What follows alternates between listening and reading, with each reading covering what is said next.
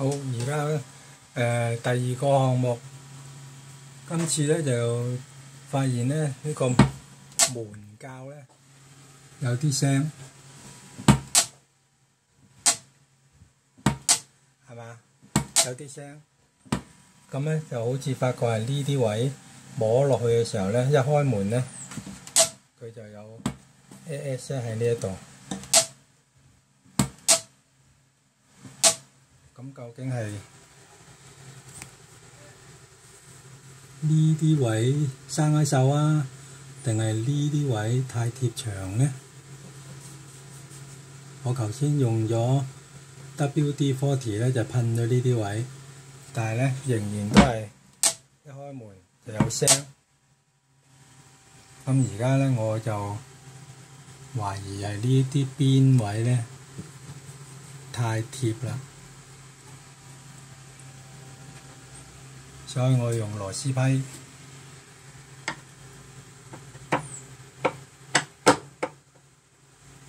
鬆一鬆呢粒螺絲，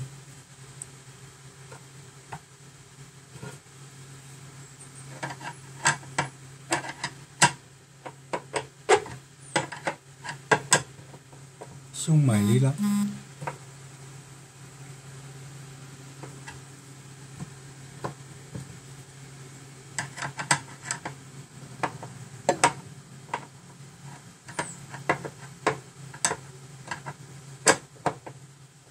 再鬆多啲，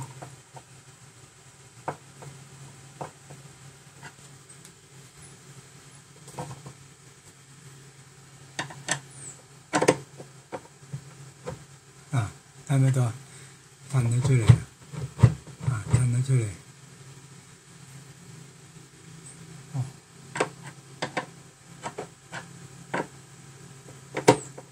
扭翻實佢。